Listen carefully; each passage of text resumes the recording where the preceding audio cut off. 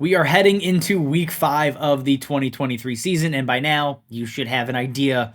Are you a rebuilder? Are you a contender? And again, the reason we care is if you're a rebuilder, the guys you're going to target in trades are going to be vastly different than the guys you target if you're a contender. So if you are rebuilding, this video is for you. Let's get into 3 trade targets for your rebuilding teams. So the first one, it's going to be the biggest name on this list by far. It's Garrett Wilson. And you can't not go after Garrett Wilson right now as a rebuilding team.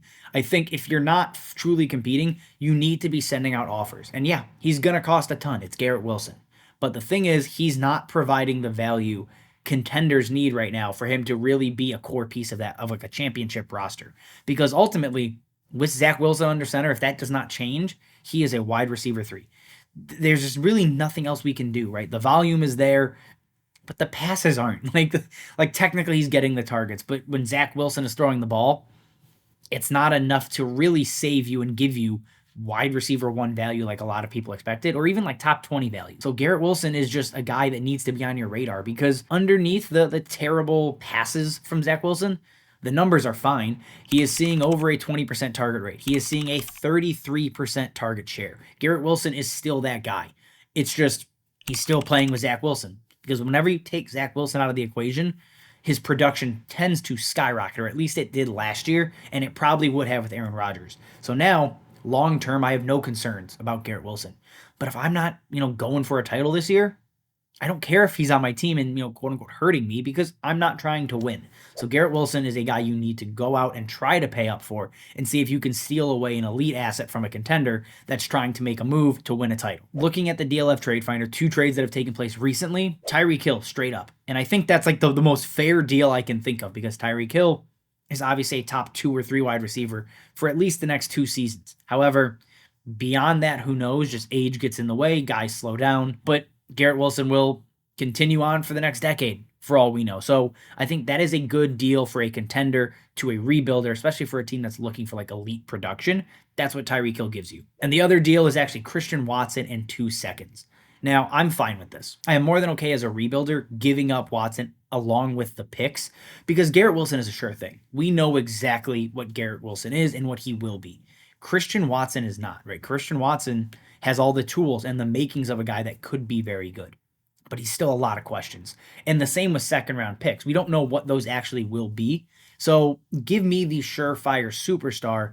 And I think come next season, if they get a quarterback, say Kirk Cousins, Aaron Rodgers comes back, Garrett Wilson's value is going to bounce back. It's going to skyrocket, and you're going to be able to get a lot more than Christian Watson in 2 seconds. Now, sticking at the wide receiver position, the other guy I am looking at is Marvin Mims. And in a lot of Dynasty leagues, Marvin Mims may not be a reasonable trade target. But in a lot of other leagues, he is flying under the radar still. And the reason is he's not having monster games. He's not seeing a ton of volume just because he's not on the field all that much, honestly, right? He's pulling in just over a 9% target share on like 26% of routes. He is not a full-time player. And yet, running that few of routes, he is still leading the Denver Broncos in yards. He's a flashy playmaker. That is what he is right now. Over the course of the season, his role is going to expand. It is going to grow. He's going to find his way onto the field more, because this Denver offense just is going to need it. They're going to need big plays. They're going to need chunk plays to keep up with teams as their defense continues to just not give them anything. So I think by the end of the season, you see Marvin Mims valued much higher than he is currently. And that's why I'd like to go after him, at least as a rebuilder, because I'm trying to build value. Now, in some leagues, people are going to be tuned in. He is not going to be cheap or easily available. That's okay. In your other leagues, though, in the leagues that are paying a little bit less attention, he is a perfect target, because I think the talent right now is obvious. It's just a matter of the opportunity starting to match that talent. 2 trades I have seen. We have seen Mike Evans for Marvin Mims and a second. And for a contender to a rebuilder, I love that deal.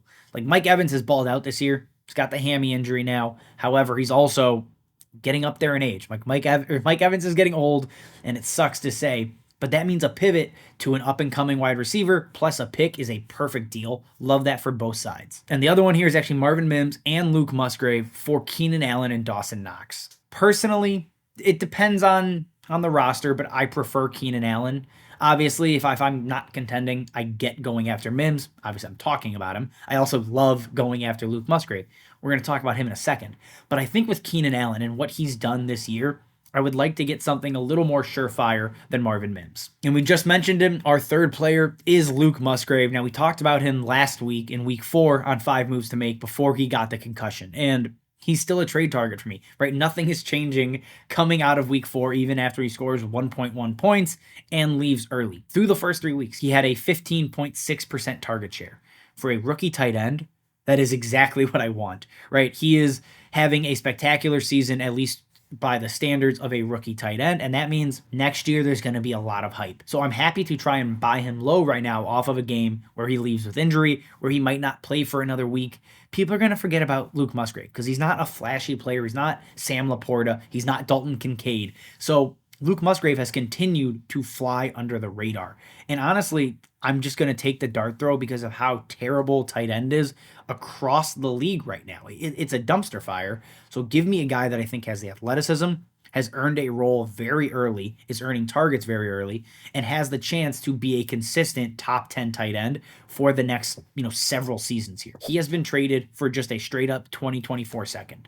Assuming that is a mid to late pick, I'm going to do that because at that point in the draft, I'm hoping to take a guy that can contribute, weekly. And that's what Luke Musgrave is right now, especially, again, with the landscape at tight end. The other deal is actually a 2024 second and a 2024 third. Same kind of deal. You're just throwing darts at that point in the draft, most likely, as long as it's not an early second. That's a good deal for a player that seems to, have quote unquote it as far as the NFL talent is concerned. Now it's just a matter of him putting it together and growing into his role over his career. All right, guys, that is all I have for you. Again, if you like what we're doing, drop questions, comments below, subscribe to the channel. As always, thank you guys for watching, and we will see you next time.